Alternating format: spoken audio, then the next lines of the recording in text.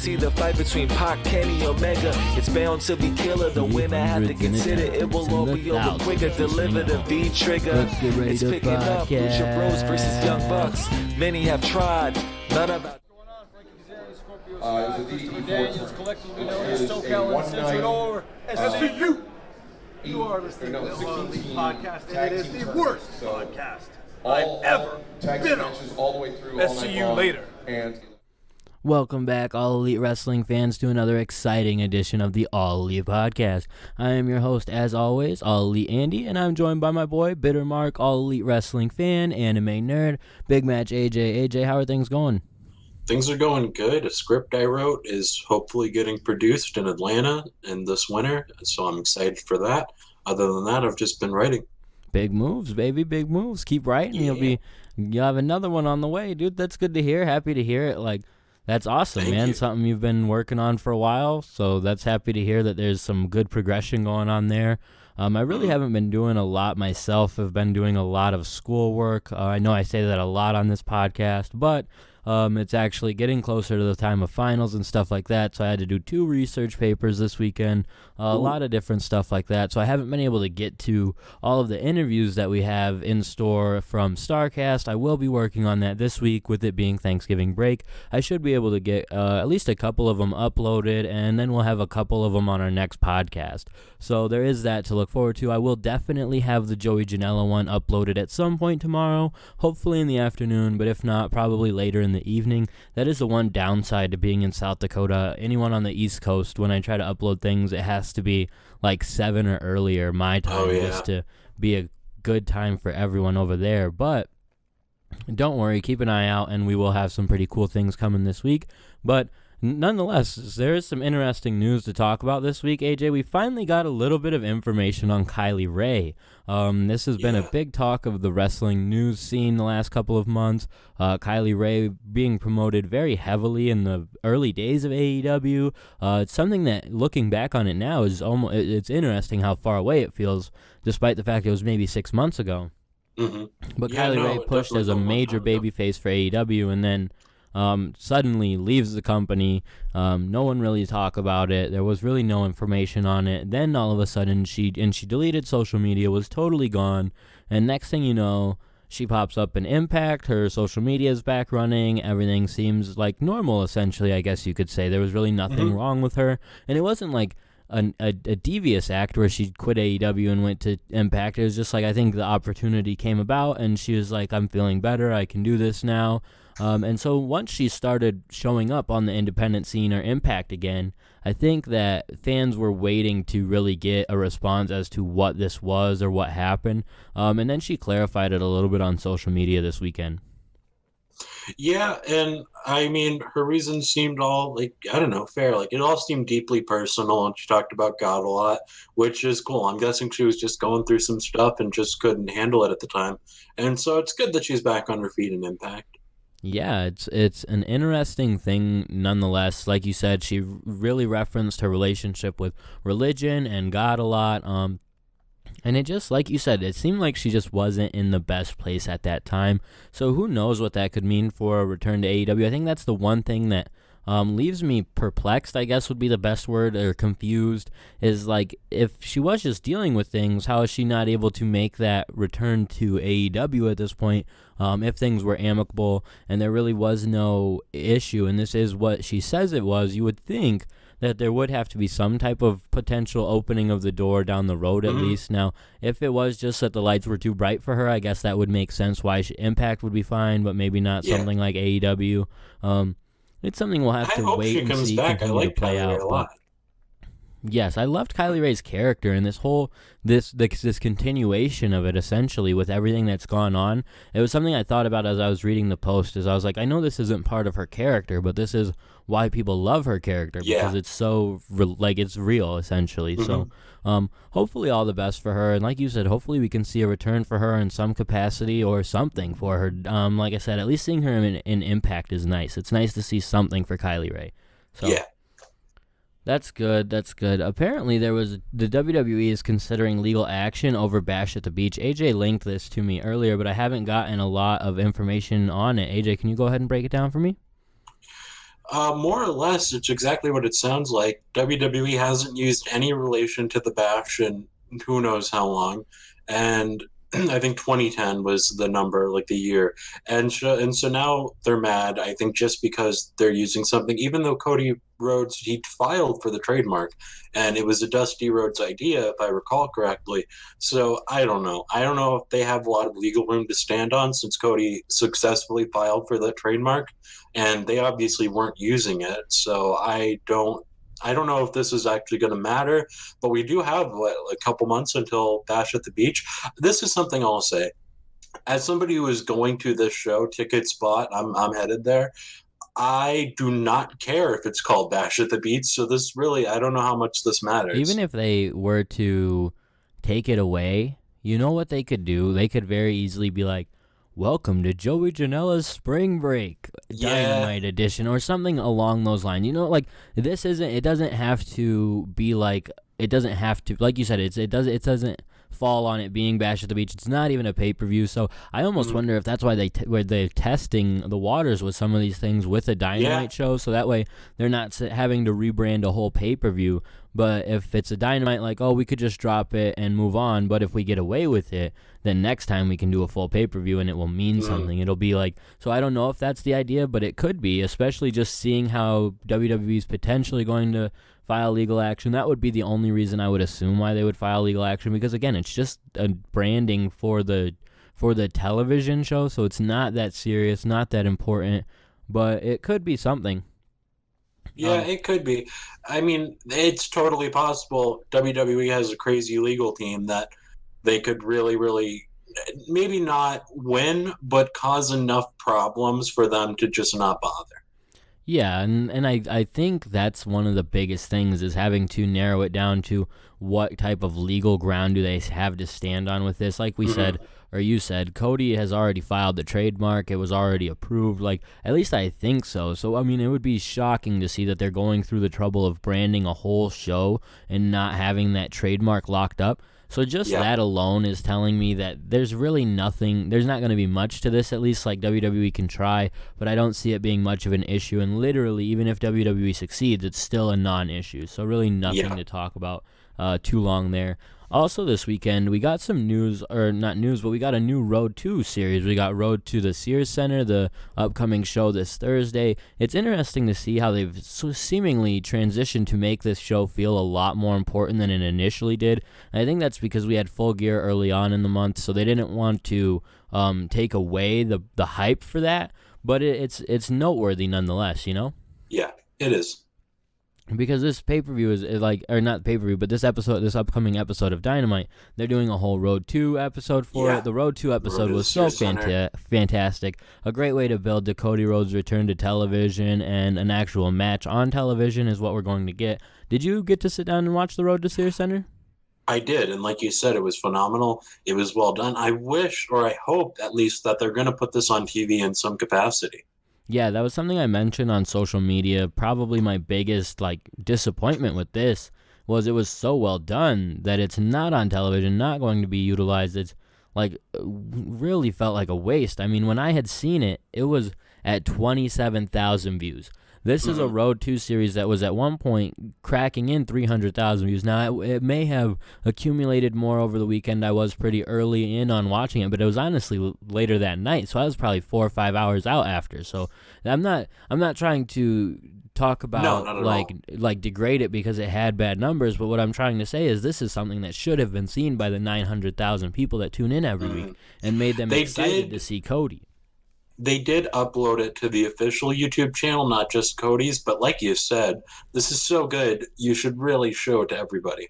Yeah, and maybe the numbers were better or significantly better on the official YouTube, but I'm hoping that they'll put it on dark. For it being on the American Nightmare thing, like I said, the American Nightmare one was pulling in 300,000. This is where it becomes a problem of not continuing this series the way it was. Like, this series would have stayed popular, it was never bad, and it would have been a good thing to continue, I think. And I think that this just shows why it can be bad if you're not consistent, if you're not sticking with something every week, giving fans the reminder that it's going to be on every week.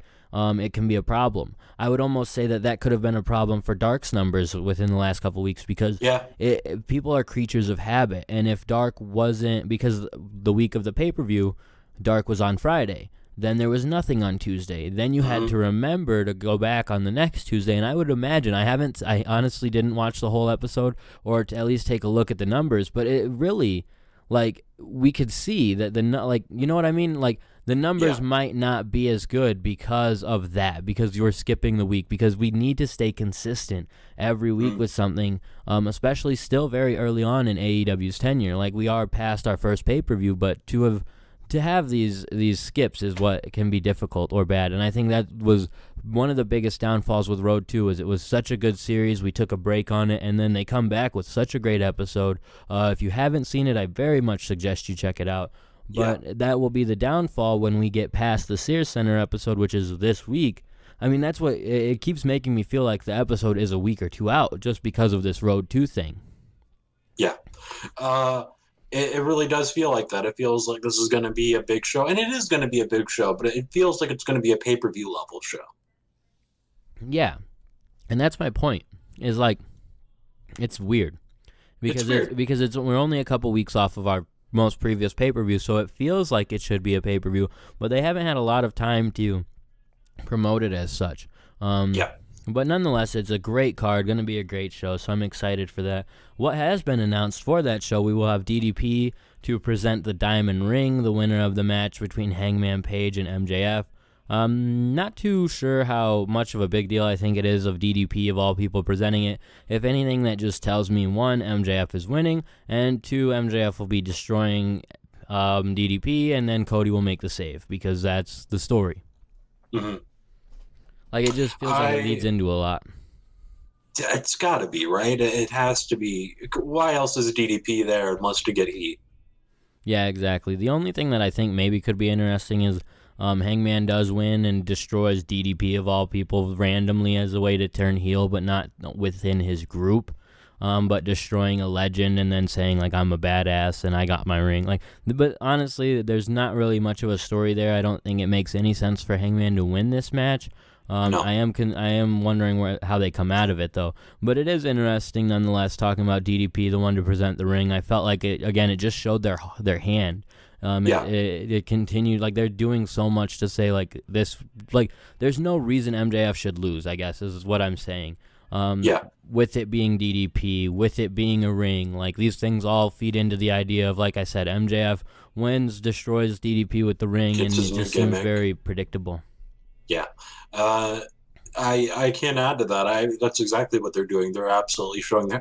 I would argue they showed their hand the minute that, like you said, MJF was announced to be in the match for a gimmick.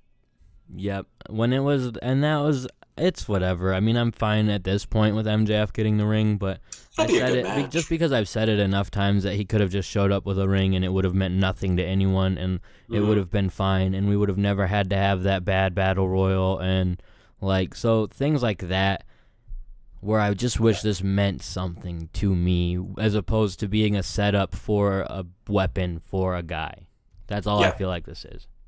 And that is what it is. Or if it's not, I have no. Maybe they'll say, hey, the diamond ring is actually important and the winner gets blank. That would be great. I don't expect that to happen, though. Maybe, like, the one thing I could see is it being like the winner of this gets a shot at a championship and somehow Cody ends up fighting MJF for it, and that's how you get Cody back in the title picture. Outside of that, I don't really, and even then I don't love that because I want Cody to remain. And I think that they've been very adamant in saying that, so I don't think it even makes much sense. But yeah, I don't know, man. The ring thing has been something I didn't love from the beginning, and the more I see exactly what it's for, the more I say that it's just wasn't that necessary. But yeah. I agree. We did get a necessary announcement this week. AEW announced that they'll be running in Cleveland on January 29th.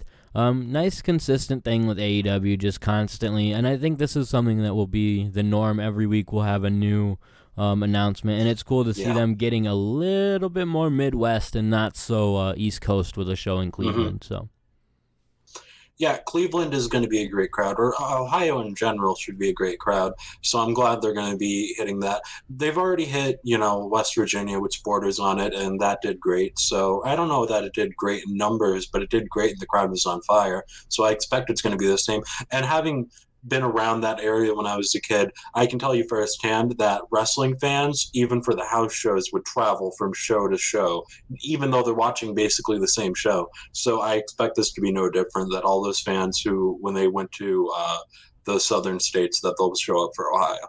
Yeah, and if not, it's cool to see, like I said, just them sort of starting to take that new touring way. You know what I mean? Because I think that we saw their essential tour for the end of 2019, and then at the beginning of 2020 they went back home and they reset. And for some fans that was maybe not frustrating, but it was damn, when are we going to get to the Midwest? When are we going to get to the West Coast? So this seems a lot more or even to New York and things like that. So this is a lot more promising that we're getting out of those repeat cities. We're getting more up into different places, and we're getting to see different things. And I think that's one of the things that I'm most excited about here. Absolutely agree. I'm also interested, I wouldn't necessarily say too excited, but interested about this news about AEW apparently trademarking the term blood and guts. This is a playoff of something that the WWE chairman Vince McMahon had commented about on an investors call, essentially referencing AEW, talking about them being the blood and guts company. The one thing that just confused me about this more than anything was, I mean, I get we can use this trademark way down the line, but right now we just got done with Tony Khan talking about how we're not going to be doing something like this, and then we're trademarking the term. So again, we could see it not used for a year, but the fact that it's news now and everything, that's what's weird now. If we were going to trademark it, you would have thought they would have done it a couple months ago. Because this would be, I didn't like the Full Gear name. This would have been a way better name for the first AEW pay-per-view, proper pay-per-view. I mean, it was just perfectly fitting. And like you said, you can't name a show Blood and Guts and then have no hardcore matches or anything when you just announced that there's going to be no hardcore matches for a while. So, I don't know. Yeah, but if anything, they missed the boat there. Yeah, it's one of those things that has a name that really has a ring to it where you could use 2, 3, like Blood and Guts 4, Blood and Guts 5. It could have been a recurring theme every year at that time of year, but I feel like we have to almost wait 6 months at least before it's going to be potential. If it's the next name, I'm going to just, like I said, be very confused. I wouldn't like it. Because you're not going to top the last blood and guts style match you just had. At least I hope not so soon. So based on those two things alone, that would mean I don't want that name right now, I guess, is what I'm saying. Yeah, it is a great name to trademark, so I can't blame them to have it in the bag, utilize it in the future. But like I said, this was like Vince McMahon said this many months ago. If you guys are planning on using this name at any point within the last couple of months, you should have at least been trademarking it sooner, I guess. That's why it just feels weird. Right after Full Gear, everything feels like they're lining up the next pay-per-view is basically what my issue with it is. And I just want to tack on to this because I kind of wrote it out weird, but Slamboree and Super Ball are going to be possible names for AEW shows in the future, apparently. Yeah, that is interesting to note as well. We can throw those in as well if we're talking about potential names for the next pay-per-view. I mean, I will say that it must be difficult coming up with names, but I don't love utilizing all of these previous names associated with WCW or Dusty Rhodes or whatever. I understand the nostalgia. I understand you appreciate the names that your dad came up with. I understand they were your dad's names. Any of this I totally get, but at some point we got to come up with, and granted, we do have our own names for the pay-per-views, but we've done fine with essentially all of them. I didn't love Full Gear, but it's not even a bad name. No. So up to this point, you haven't had any bad names. Again, they might just utilize these for whatever. It could they could utilize it for Dynamite episodes or something like that. Yeah, the same way they do in Bash. Yeah. But Super Brawl, you can't name a show Super Brawl and not have it be a big show. Yeah, and that's one of the interesting things is that will probably be one of their 4. You would have to imagine that I would think they're pushing as big events. But where do you, and that's where it's almost weird, is where do you slot that in? Would that be your next one? Do you want your next one to be the big one? Because I feel like after the next one is going to be All In too. That would be the scheduling, I would think. My other thought is, okay, Slamboree, Super Brawl. I don't know the locations of these shows, but if I could pick any place, if you were to say go to Atlanta, where WCW was basically based out of, then that would be a good time to, because you're doing Bash at the Beach in Miami, maybe do Slamboree or Super Brawl in Atlanta just as an homage, but for a Dynamite episode, that is. And if we're just going to use all of these WCW gimmicks, they can run hog wild and come to South Dakota for the motorcycle rally. That's all I'm saying. They can come right to my hometown. So if they want to utilize the best and the worst of WCW gimmicks, that's right there. And honestly, on that topic, it was something that I thought about this week with War Games. It's not on our list of things to talk about, but what do you think about AEW and their potential of creating their own type of gimmicks, or like gimmick matches is my biggest thing, is because watching War Games and stuff like that, how do you, because they've tried it with the Casino Battle Royale a little bit, didn't really work out there. I just wonder what, like, and obviously you can't say what hasn't been done because it just hasn't been done yet. It's hard to think about, but do you think they need a couple of those? They need, well, War Games would be so perfect for them right now. And I wouldn't be surprised if they just did War Games and called it something else. Right. Because Inner Circle and the Elite are just fit for War Games. And it seems like they're building to War Games based on what they've been doing. So I don't know, but I would like them. I would like it if they had a good gimmick match. I think it's something they're going to try to be cautious about, knowing how TNA went crazy with the gimmicks and the gimmick matches and how so many of those were terrible, like putting a briefcase or a title belt on like in reverse in a ladder match, or the reverse battle royal, which I don't expect they'll do anything to that caliber of bad, but I think it's always kind of scary introducing a new gimmick. Yeah, I think that's one of the things that I was thinking about, is as much as you want to see something new, the second we've gotten a lot of, like, there hasn't been a lot of innovative things that we've seen that have been, like, game-changing. The biggest one I can think of would probably be, like, the Ultimate X match. That was a really interesting concept that did really well in its time, but also a match type you haven't really seen replicated in other places, so there has to be a reason for that. And it was something that crossed my mind, especially with AEW. Like you said, the War Games could be something that we might see down the line, or something like it. Their own variation, I think, would maybe even be what I would expect. I think I just don't know how it works, I guess, either with professional wrestling, if they're allowed to just utilize the War Games concept. You would think so, especially with other match concepts essentially being copied, or like the ladder match, for example. It's like the TLC or whatever, or cage match. You can't like trademark a cage match. It's just so wrestling. Yeah, so it is interesting, but I would love to see. I don't know if I want to see it right away, especially coming off of WWE just doing War Games. Like you said, we have been building to that direction for a while, but with WWE just doing it, it still nonetheless leaves that issue there. Yeah. And our last bit of news, not necessarily the biggest bit of news, that's for sure.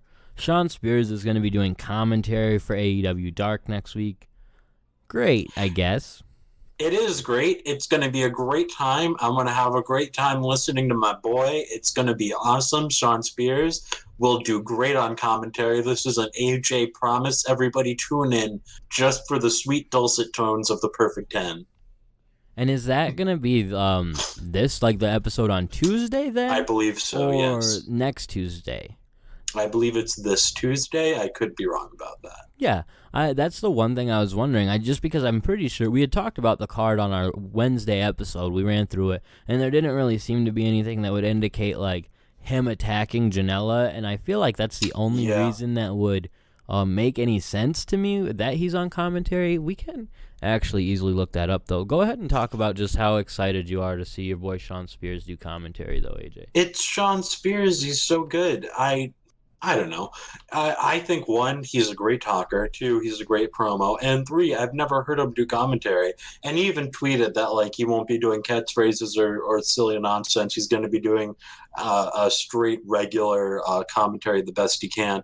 So I'm into it. I don't know how good it's going to be, all jokes aside, but I really do think he's going to deliver just because I think he's had so much experience and he actually has a lot to bring to the table in commentary.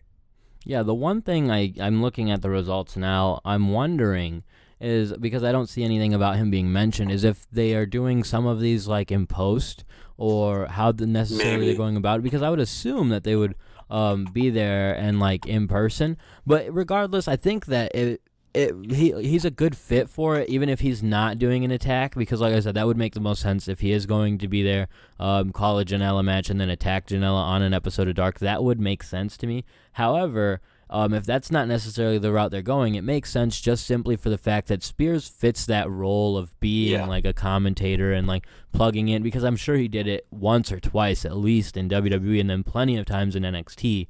So just over his time, I'm sure he's done commentary, so that'll be good. I checked it out. Lords of Pain is saying that yes, it will be this week. And we always know Lords of Pain would never lie. Never ever. But hey, dude, so that's cool. He's going to be doing commentary for quite a few good matches. Let's go ahead and just run down the Dark card once again for tomorrow night for anyone who didn't catch our last episode. The first match on the card, we have Shauna taking on Big Swole. This could be an interesting one. The first real singles match for either woman. Shauna and Big Swole both officially signed by AEW, so definitely some potential for each woman at a great future for the company. So cool to see like a developmental match on the developmental show. I'm excited to see Big Swole personally in singles action, because I've seen her wrestle in these tag matches, and man, is she good. And I have no idea how good she is just by herself, and I really want to see that. Yeah, we have got to see Shauna in singles action, I believe, and she hasn't been bad, but hasn't necessarily been great. So a great outing or a decent enough outing between Shauna and Big Swole will be impressive. Mainly what I'm looking for here is just if they can pull the crowd in with them even just a little bit, because they are very, very unknown to the greater part of, I'm probably sure, the Dynamite fan base. They probably aren't tuning into every episode of Dark, so the people that are there live at Dynamite probably aren't super familiar with these two. So if they can bring the crowd on their side even just a little bit, I think that'll be impressive. Yeah, I think so too. I think this is going to be a hot match too. Yeah, it definitely has the potential to be. Another interesting women's match, we have Leva Bates taking on Awesome Kong. Leva Bates coming off of a win with Nyla Rose in the past couple of weeks, but I don't see that being the same here. I see Awesome Kong very quickly destroying Bates and then cutting her hair. Yeah, I would imagine she's just going to have a little blue on her belt, so that's what this is going to be, which is fine. We really need to give Awesome Kong more matches if she's going to be like this big force in the division. So I kind of wish that, why isn't it on TV though? Yeah, hey, that's the idea of Dark. Awesome Kong is someone that could draw people onto the card. I honestly think this is probably one of the better Dark cards that I've seen. Another standout match for this episode is going to be Trent taking on Pentagon Jr., which that literally is like a PWG like Mystery Vortex card, like just a random match, you know? If I can steal from your lexicon, I expect this to be an absolute banger. Yeah, dude. This is going to be great. This is going to be a good one. Trent is someone who I think is a standout as a singles competitor. Doesn't do a lot of singles work, but nonetheless, he's a great talent when he does get that opportunity to shine as a singles. And Pentagon, if you haven't seen him work as a singles, then you just don't know. But if you have, then you do know, and you know that he's great, a fantastic superstar. If you've seen him work in general, you know he's great. But he's just as good as a singles, if not better, than when he's as a tag team. So happy to see him get the opportunity to shine in this one as well. Absolutely. And one person I'm very happy to see get an opportunity to shine, Jack Evans, is going to be in the Dynamite or in the Dark main event. He will be facing Kenny Omega for the AAA Mega Championship. Jack Evans, not normally someone you would think would beat Kenny Omega, but his history in AAA leads to the idea that he could be the one to take the title home. You never know who it could be, so this could be cool. This could add a lot because they, on Being the Elite this week, they made it out to be Kenny Omega's desperate. He forgot he even had the title, and then he got the idea that, or Michael Nakazawa gave him the idea, and he stole it to defend the title on American soil. So if Jack Evans were to win here, that would kind of add to this downward spiral that Kenny Omega is going through. Yeah, absolutely. So you never know. Jack Evans, someone that has been a shining star for AEW, I think. Not necessarily like the MVP or anything, but his time in AEW has been very impressive, very surprising as well. Not that I didn't think he could be good. I just had noticed, like, I've been cheering for Jack Evans for probably 15 years, so how can he possibly still be going at this rate and getting better? But his character work and his work just in the ring when he's not doing moves but just talking shit has made me love him so much more. So very impressed with him. Excited to see him get that opportunity on Dark. He's gotten a couple singles opportunities, so that episode of Dark is definitely going to be one worth checking out. So I'm excited to see that. Me too. This could potentially be my like second favorite behind the one with Janela and Omega. Yeah, it'll be tough forever to top that one, especially with that being the original match and unsanctioned, everything like that. But still, nonetheless, very, very good potential for tomorrow's episode to be good. Go ahead and give us a quick, brief rundown, couple of notes only on this week's episode of Being the Elite. You did talk about it a little bit. Yeah, there's really only one big note to take away here because everything else was exactly what you expect. Okay, number one, Matt was not present on this show. It was just Nick Jackson and Brandon Cutler, so I guess he's still written out for a little Selling bit. It. Number two, at the end of the show, you had Brandon Cutler filming a segment with the librarians and the Inner Circle come out. And they start messing with them. They knock over Peter Avalon. They start beating the hell out of Brandon Cutler. They put Brandon Cutler through a table. Sammy G picks up the camera and says, next week, Being the Elite, how about we make it Being the Inner Circle? And then we cut off from there. And so next week, I guess we're going to get Being the Inner Circle. That's interesting, especially if they literally just get the opportunity to hijack the show and Sammy just makes it 10 times better than Being the Elite ever is. That's cool. That's an interesting dynamic, actually, to Being the Elite. That will could push people to tune in. Will probably push someone like me who hasn't tuned in a while to check it out. And that's a smart idea of anything to like get people who haven't watched in a while back in and maybe get them watching like more consistently. In a weird way, it's kind of like an interesting parallel to what NXT has done, where they've invaded Raw and SmackDown, and because you're getting that new flavor on those shows, you're tuning into Raw and SmackDown maybe to see this different thing. So I think it's an interesting way to maybe push people to check out Being the Elite, especially if they mention it on TV or Dark or anything like that. Good way to remind people, and it's a good way to freshen up Being the Elite. I think that the fact that they've kept doing it is fine. It's always been just a vlog series, so that's cool. But the fact that it does help push some different storylines or things on TV, it would be nice to see it get a change. And maybe not. It doesn't even have to always be different, but just a different change of face for a week or two. Yeah, I would be super down with that. And like you said, I can understand people not liking the Being the Elite being storylines and stuff because then it's not on TV and this and that. I personally like it. I like these little Easter eggs or build to something you get to see on TV. I don't like it how they do it every time. I'm not going to defend everything they've ever done, but the general idea, I'm into it. And so, seeing that change up, it's something I'm excited for. It's something, like you said, it'll match.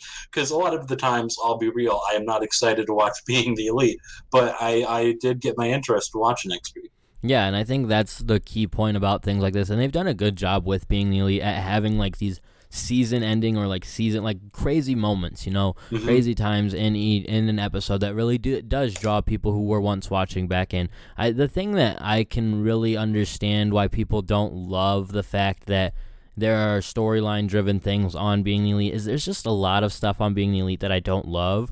And it's really tough to be able to critique it because it's their vlog and it's their thing that they just use. And if you're looking at it from a vlog standpoint, it's very well done. You can't really complain about it. But if you're looking at it from I want to watch like a quality show and because only pieces of it will be storyline driven and mean something, and then there will be 5 Rick Knox segments or a Rick Knox segment and then all this other stuff that it doesn't really mean anything in the story. And that can be confusing too, because the Rick Knox thing, like, I don't want it to pay off to anything, but I'm constantly wondering if it's going to pay off to anything, like, because so many things on Being the Elite mean something.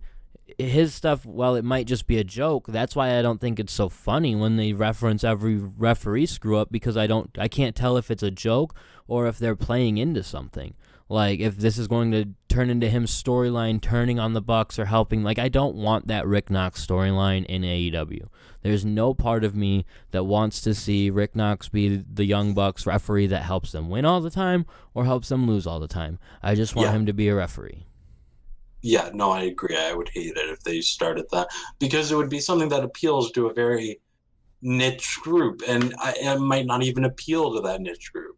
Yeah, exactly. So I don't want to sound too complaining. I do love like the Hangman stuff that they did on Being the Elite lately. This Inner Circle thing that they did on Being the Elite. There have been a lot of things that I've liked on Being the Elite, and it's funny that I would say a Hangman thing is what I liked, but it's what was good and has been done well. But you also have to get through a lot of other stuff to get to that. Yeah, I don't know. I was going to make a mean comparison to Being the Elite, but it would have made people upset that I would ever say that Being the Elite is watching Raw. It's like watching Raw. You got to get through the rough stuff to get through the good stuff. You're super right, though. That's actually a great comparison, because it honestly is. You have to just wade through the bullshit to get to the good Kenny Omega. And a lot of it's their own like inner jokes that they totally think are funny, or like people who have been watching for years think are funny, but to new people or to people who just that's not their type of humor, you have to get through jokes that aren't the best to get your information or your storylines, and that's what isn't always the best about Being the Elite. Luckily, it is not 3 hours. No, yeah. Hey, you're right. It is a very easy thing to take in, and when you have to go through 10 minutes to get a cool 5-minute Inner Circle thing or whatever, 2 minutes, whatever it was, it's cool to see that type of stuff happen. So who knows what we'll see next week, and I would be willing to bet next week I'll be praising it and talking about how great of an episode it was, and they should do it like this all the time. Yep. That really does that covers what we needed to cover on Being the Elite. But let's go ahead and talk about the latest rankings before we talk about next week's, not next week, but this Wednesday's card. We'll just go ahead and start with the men's division right off top. We have Pac sitting at number 1, Jon Moxley at number 2, Cody Rhodes at number 3, Hangman Page at number 4, Kenny Omega at number 5. I don't know. Is there any change here? I think Jon Moxley moved up. I think I could be wrong, but I'm pretty sure he moved up. You're right. So there is that. There's not a lot of change here, and that's totally fine. I will just say what I said last week, that I don't love Cody even being involved in the rankings. He's not someone that I would have on it at all, just because of his lack of ability to contend for a championship. Outside of that, these are pretty fine. Yeah.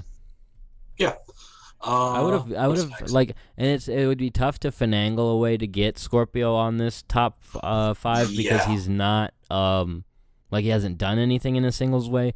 That is where I think they sort of messed up here, is they should have done 1 or 2 singles matches for him, given it away for that to like he gets those 2 singles wins even way early on, and then we come into now where he has 2 singles wins, he picks up a win on Jericho, and you can easily justify him being ranked, and then if you rank him and give him a title match, I think people are way less upset about it.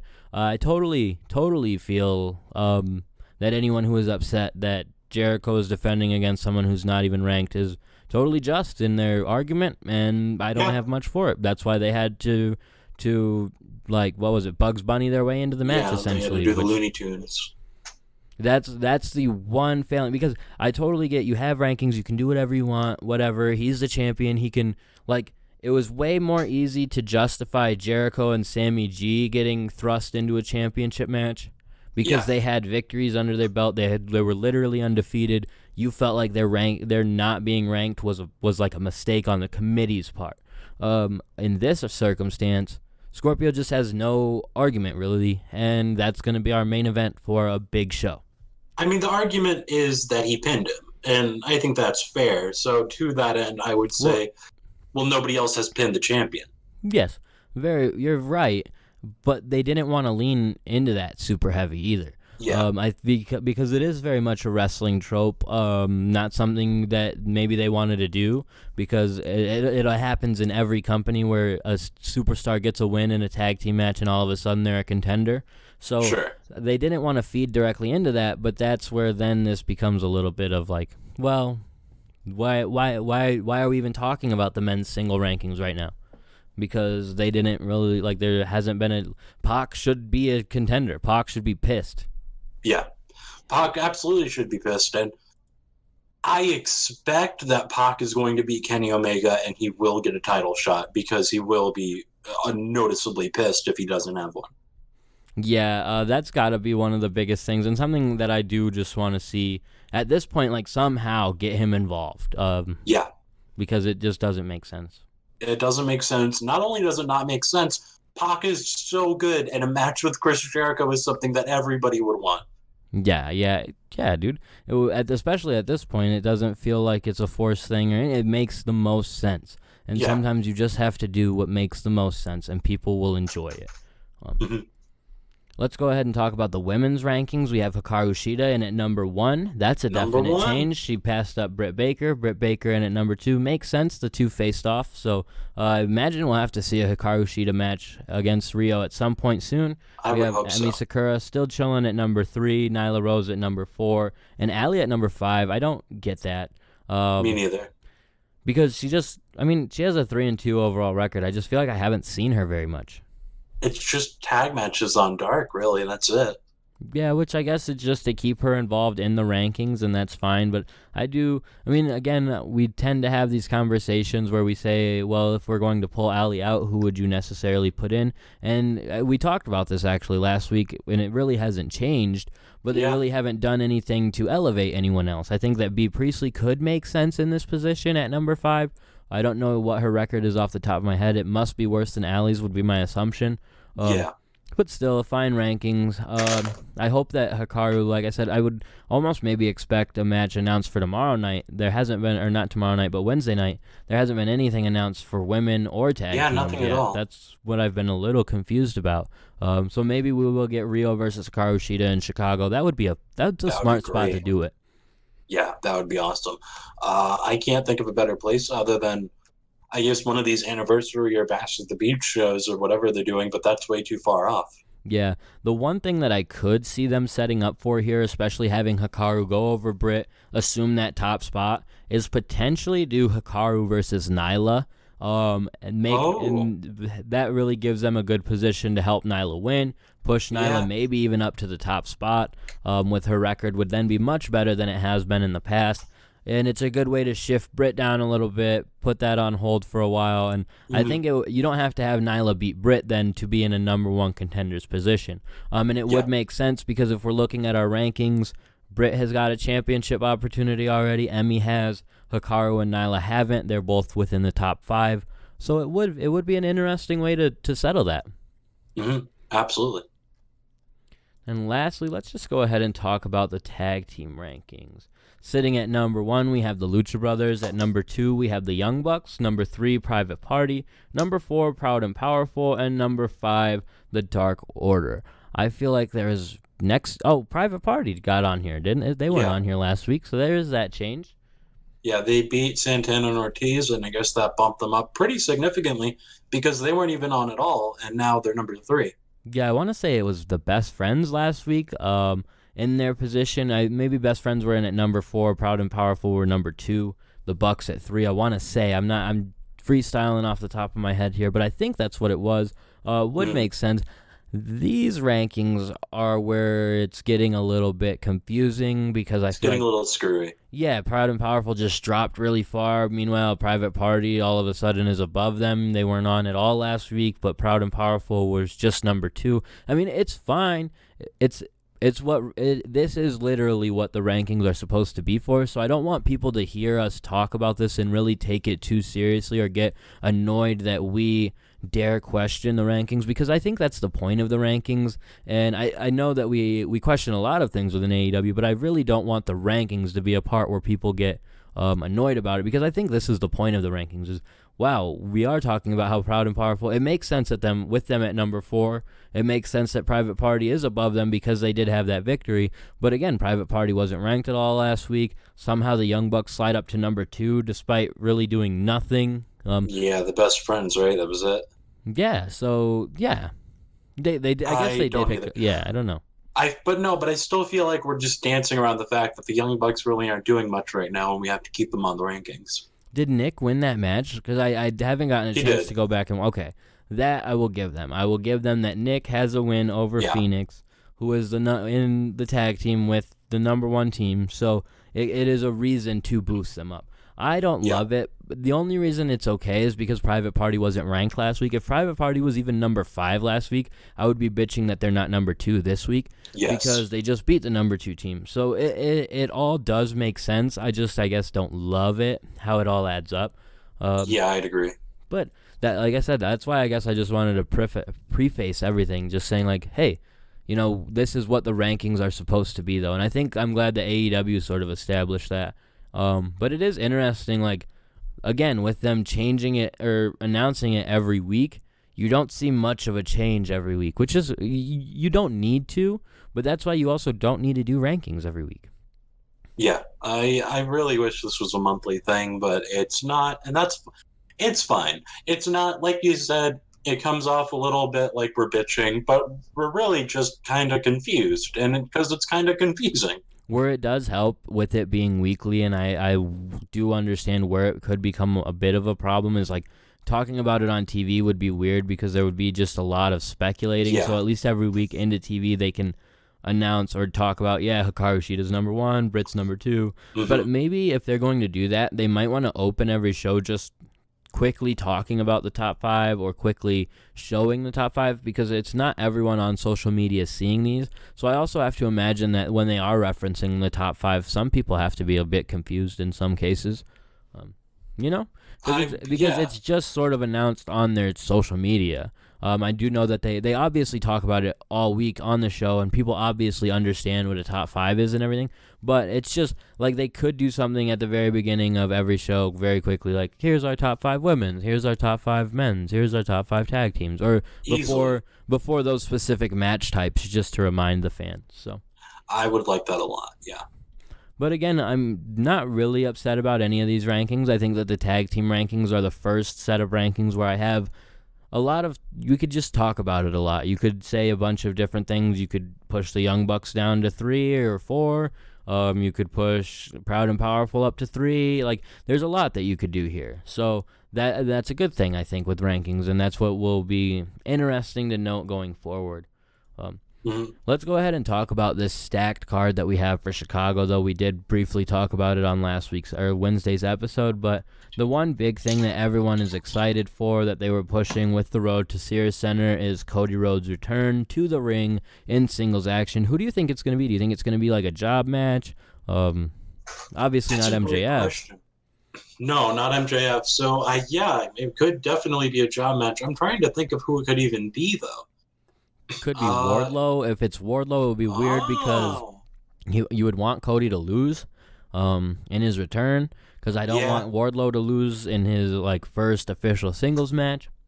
But it would be a very good match. It would make a lot of sense. Outside of that, I don't know. You could do a Shawn Spears match. You could do Shawn Spears again. You could do Darby Allin's coming off of Darby. You could do Sammy. You could do Sammy again, yeah. But that's the thing I don't like about Sammy, is it's kind of going back into the Inner Circle feud, where I don't feel like Cody needs to be right now, which I think he might end up still being, because they will do a lot of crossing paths in AEW, I think, with feuds and all that shit. But I do think that he could easily go against Shawn Spears or someone that he's faced in the past, something like that. Who knows? Yeah. That's the biggest thing, is who knows. And if we want to be real cool about it, it could be Jon Moxley, but they should announce that very quickly. Yeah, you would think they would announce, but it would be a good addition to the card. The Chicago card feels important. I think that we might get the best episode of Dark from this card just because they care about Chicago so much, and there's so many really talented guys who still aren't on the card, like Moxley, for example, who you don't need everyone on every episode of Dynamite, but when they're positioning this episode as a really important one, I think that we could get a good episode of Dark out of it too. Just something that popped into my head. Talking about Cody, obviously we have to talk about MJF, and he is facing Hangman Page for the ring. We've talked about this quite a bit over the last few episodes. Do you think there's any chance Hangman wins? No. I wanted to say yes, but no, I don't.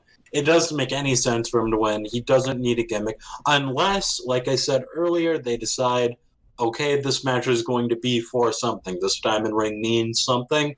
Then, yeah, I do. But until that point, I'm going to say no. Yeah, I don't know that, it's just weird that he sort of won, but he's going to lose in the grand scheme of things because he did just leave the Elite. So you feel like, oh, he was able to win right after leaving the Elite, but he didn't really win, so they're still going to talk about how he's on a losing streak, despite the fact that he basically won. That's the one weird thing about it, where I think there is a small chance that he could win, just because the losing streak made more sense when he was with the Elite. Now that he has essentially removed himself, it's a bit more confusing, and it's much more dangerous, I will say, for them to book Hangman in a losing streak without the Elite than when he has that structure around him and the ability to then go team with Omega or Cody or the Bucks and get his heat back pretty quickly. This is, if they want to do the story of, oh, I quit the Elite because I'm losing, and then he keeps losing and that's when he turns bad, he could just become a jobber. Yeah.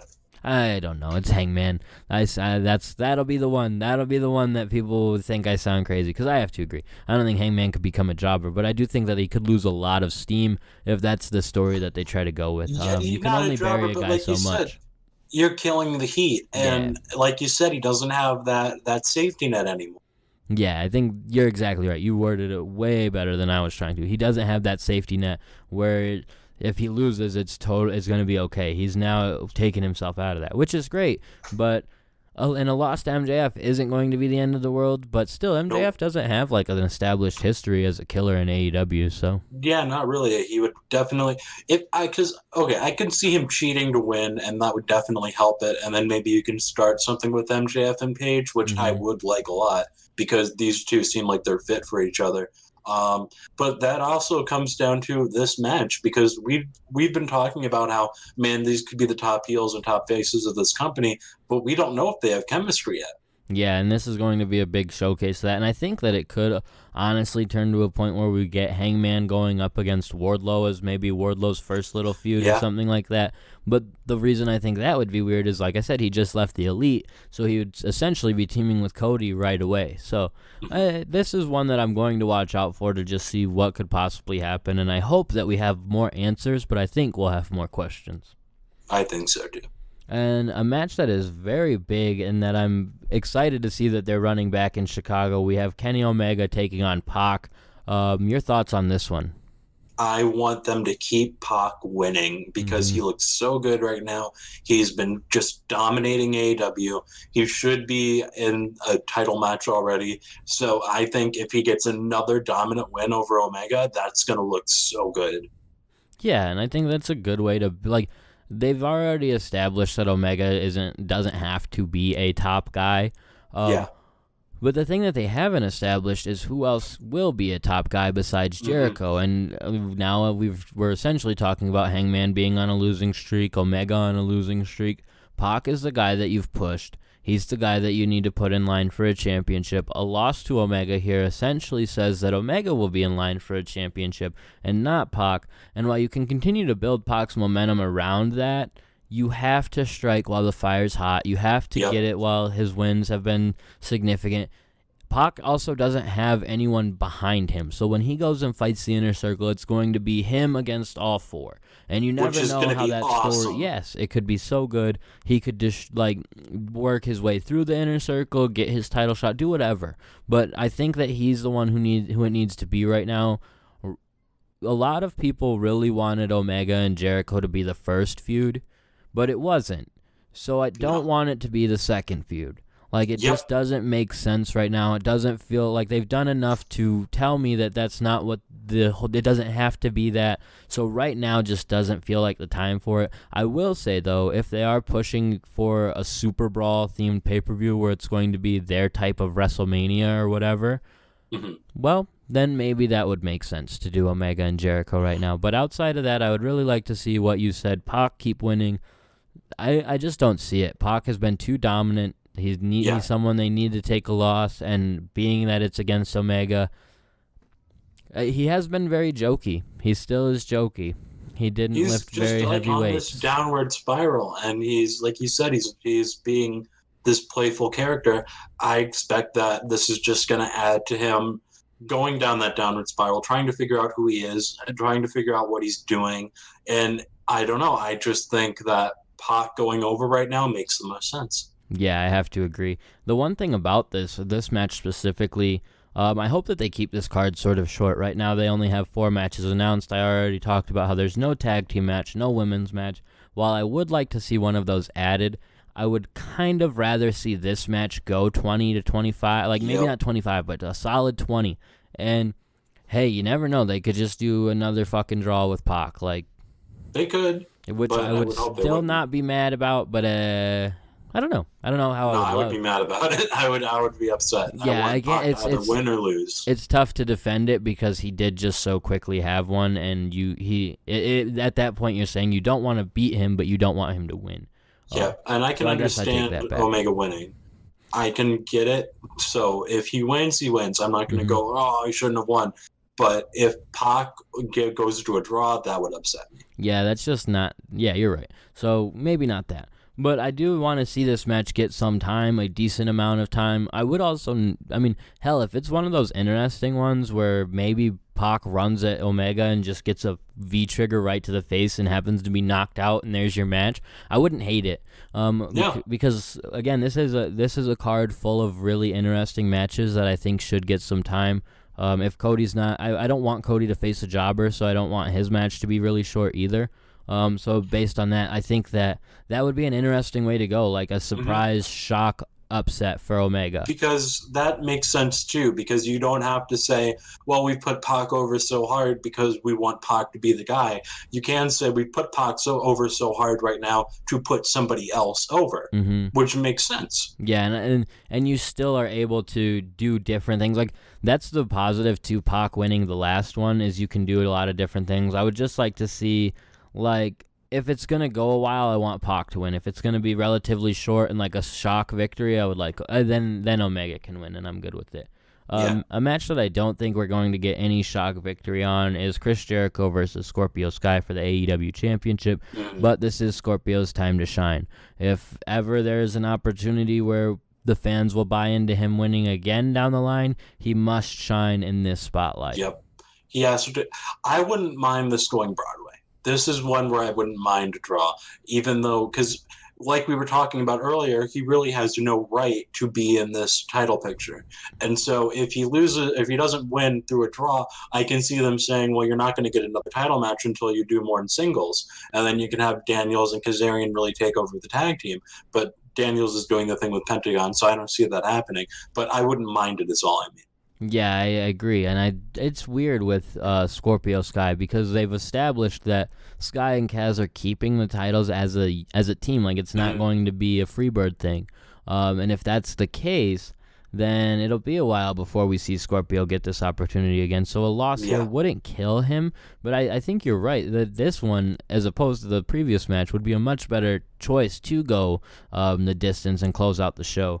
But what is different about it, and where I don't think they can do that, is they've sort of established that championship matches at the end of the show will go until the 60 minutes or whatever time is allotted. So in that circumstance, I assume that Jericho has to win, but that's what's going to be interesting about this card tomorrow is we're assuming that MJF is going to win by interference, but you would also kind of assume that Jericho has to win by interference because you don't want Jericho to just beat Sky. Now, again, this one, and this is where it could be a problem, is they constantly never have enough time in their main events. It constantly is like 15 minutes. They always just barely don't have enough. They need to leave it so they can have like plenty of time afterwards, and then maybe even set up your Jericho versus Pac or Omega, whoever won that match, like set that up as like a post-show stare down or whatever. Because like if they don't have enough time, then Jericho's gonna beat Sky quick, and Sky's gonna look bad. And so you have to have the time. That's the biggest thing. They've been like the Darby match with Jericho, I think, suffered in that sense. They didn't have a ton of time to make Darby look great. I want to say one of the last couple matches in the main event, they've done a good job. I think it was Darby versus Mox last week. They had just enough time. Just enough, though, where that match was still like barely 15 with all the outside interaction and entrances and everything. So they need at least that. And when it's a championship match and you have like you're building your match different. It's not going to be as fast-paced as the Darby and Mox one, where off the get-go you're killing each other. So that's one of the things that I think is really important, and they know that, and they've gotten much better at it. Like I said, last week was better.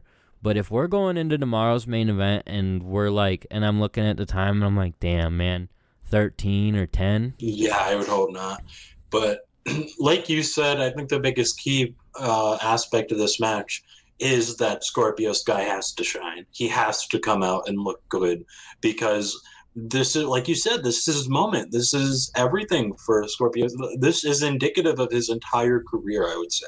Yep, Scorpio Sky is someone that over the past couple of months we've very much been pushing as like we've seen it. Like we've seen, like, he's not someone we've watched a lot previous to AEW, not someone whose career we've necessarily followed from the beginning, but since we've seen him, he's been impressive. With the exception of that first tournament match will always leave a bad taste in my mouth. So this is his opportunity to replace it. But if something like that happens where it's just not the best finish or he's making mistakes, that's where you got to wonder if this is a guy who can be that guy. This is very clearly a guy that they want in that upper mid-card position once he comes out of this SCU thing, which he very well could be. It's just a matter of how they present it, and this is a big, like, first step. I'm excited to see it for him, though. Scorpio Sky is a great dude. He's been a great talent. He was cool to talk to at StarCast a couple of times. I did for even just a couple minutes.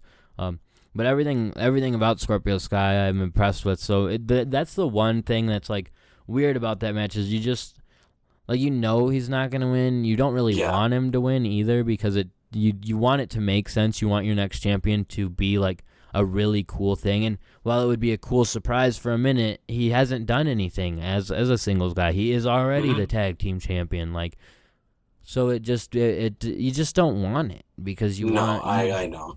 And that's what's like.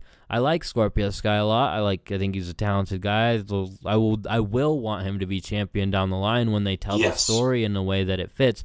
And this very much could be the very beginning to that, which makes sense to me. But right now, and it's because I know it's going to be the main event on just a pretty important show that I'm like, it will if it delivers though. And hell, man, if we're coming into Wednesday talking about that's our Wednesday night's main event, wouldn't surprise me. No, not at all. And like you were saying before, if anything needs 20 minutes, it's not Omega and Pac. It is definitely this. Yeah, as badly as I want to see Omega and Pac go along, that's where I would like to see like a big shock, like holy shit, he just won in 13 seconds, like need him in the face, and that was it. Like that would be cool to me, and that fits those two guys. And gives you plenty of time for your main, which is what I would like to see. So, I'm excited for this Wednesday show for sure. Especially because, like I said, there is 4 matches announced, but you have to imagine maybe one more at least. I wouldn't be surprised if we got a women's title match on this show. Yeah, I think maybe we'll see that announcement on Dark tomorrow, honestly. Yeah. They have 2 matches lined up for Dark women's matches, so they easily could talk about how there's a women's championship on Dynamite. Would make sense and would be cool. I like the defenses on television to just, if nothing, add in like defenses for the champion. Yeah. Because then it's not just, well, they defended at Full Gear and because it works with AEW because they don't have pay-per-views literally every month. So you want to see the championships defended semi-often on your television product. Whereas if there was going to be a guaranteed title match every month, you wouldn't really need that match on TV. So I think that's why it fits, and it works really well. And it made me excited. Oh God, yeah. This is we talk about how, man, this show is stacked every week, but this show is stacked even in comparison to the other one. Yeah, like I said, it's super stacked. You have to assume, again, that we might get Rio versus Hikaru Shida, so that would be another one to just say this is a stacked card. The only thing that's not stacked about it is, again, that you kind of just know who's going to win closing out the show. But that's where I think you could see something really cool to close out the show. So who knows? Yeah, absolutely. That really wraps everything up for us this week, though, AJ. We covered everything. Go ahead and plug your social media. You can follow me on Twitter at BigMatchAJ, and you can follow me on Instagram at AJTheFitzy. And as always, you can follow the podcast on Twitter at All Elite Podcast. You can catch us on Instagram at All Elite Everything. We have a website, alleliteeverything.com. Once we're done with all this schoolwork, we'll get way more caught up on that. You can also check me out on Twitter at All Elite Andy. That really covers everything for this week. Until next week, see you guys later. Bye.